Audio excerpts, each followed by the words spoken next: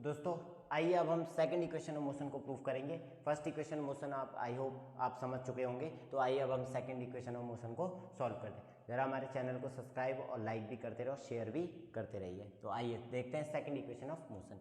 तो second equation of motion आपको दिखाई दे रही है s is equal to u t plus 1/2 square. इसका मतलब क्या होता है, इसको बोलते हैं displacement time relation. Displacement time relation.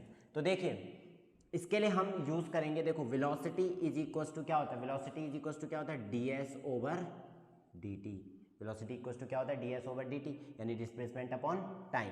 ठीक है, इसको प्रूफ करने के बस आपको ना फर्स्ट इक्वेशन ऑफ मोशन में याद रखना है कि a equals to dv over dt, और सेकंड इक्वेशन में हम ये यूज करें तो हमें ये टर्म्स पता होंगे। अगर आपको ये दोनों टर्म्स पता होंगे तो आप इक्वेशन को आसानी से सॉल्व कर पाओगे। ठीक है, s is equal v is equal to क्या होगा d s over d t. आगे देखिए इसमें क्या है, अब हम क्या करते हैं डी टी को इधर भेजते हैं तो क्या बनेगा v d t is equal to d s, यानी कि d s is equal to क्या बन गया वी डी टी। अब बात करते हैं देखो फर्स्ट इक्वेशन ऑफ मोशन से। Now from first equation of motion, first equation of motion क्या थी, v इज इक्वल टू क्या था u प्लस ए टी था ना, u प्लस ए टी। अब हम v की जो वैल्यू है यहाँ पे जो v दिखाई दे रहा है उसकी वैल्यू क्या पुट कर देंगे u प्लस ए टी। तो ds इज इक्वल टू क्या हो जाएगा u प्लस ए टी। ठीक है, अब देखिए यहाँ पे u plus a t d T. अब dt को ब्रैकेट के अंदर मल्टीप्लाई करेंगे और इन दोनों को क्या कर देंगे अलग अलग करेंगे। तो ds इज इक्वल टू क्या हो जाए u D T plus a t d T. Multiply मत कर देना कभी भी टी को, क्योंकि वो डिफरेंशिएशन है, वो बता रहा है कि टाइम जो है डिफरेंशिएट हो रहा है कहाँ से, टी के रिस्पेक्ट में डिफरेंशिएट हो रहा है। तो ये गलती मत कर देना, ये मल्टीप्लाई नहीं होते हैं आपस में, डिफरेंशिएशन अलग है और टर्म अलग है। ठीक है, तो आगे इसको सॉल्व करते हैं। अब हम करेंगे इंटीग्रेटिंग बोथ साइड।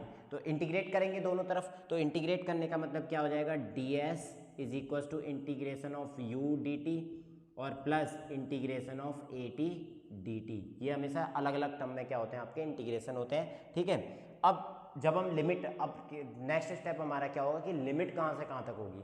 तो सबसे ज़्यादा जरूरी है हमें ये इसी चीज़ को समझना कि लिमिट्स कहाँ से कहाँ तक यूज़ करेंगे और टर्म कहाँ से कहाँ तक यूज़। तो डिस्प्लेसमेंट हमारा होता है 0 से s तक, क्योंकि स्टार्टिंग पॉइंट पे जो हमारा डिस्प्लेसमेंट होता है 0 होता है और फाइनल पोजीशन पे जो डिस्प्लेसमेंट होता है वो क्या होता है s होता है। और वेलोसिटी u ने यहाँ पे देखिए टाइम किसके रिस्पेक्ट में डिफाइन हो रहा है, t के रिस्पेक्ट में डिफरेंशिएट हो रहा है। तो t के रिस्पेक्ट में डिफरेंशिएट हो रहा है, लिमिट कहाँ से कहाँ था 0 टू t। मैंने स्टार्टिंग में ही बोल दिया था आपसे कि जो जब भी आप टाइम के रिस्पेक्ट में डिफरेंशिएशन होगा तो लिमिट आपकी कहाँ से कहाँ तक होगी 0 टू t तक होगी। ठीक है, समझ आ रहा है? ओके, आगे देखते हैं हम। तो यहाँ पे क्या है, ये भी t के रिस्पेक्ट है तो 0 टू t दोनों चीज़ें होगी। अब देखिए इसको आगे सॉल्व करेंगे हम ds, अब इंटीग्रेशन करेंगे। ठीक है, तो इंटीग्रेशन करने का मतलब क्या है कि इसका ds का इंटीग्रेशन कितना हो जाएगा, वही चीज़ आ जाएगी फिर से कि integration of dx is equal to x, यही होता है ना। तो अब हम वही लगाएंगे इसमें, तो क्या हो जाएगा इंटीग्रेशन s 0 टू s तक, लिमिट कहाँ से कहाँ तक 0 टू s।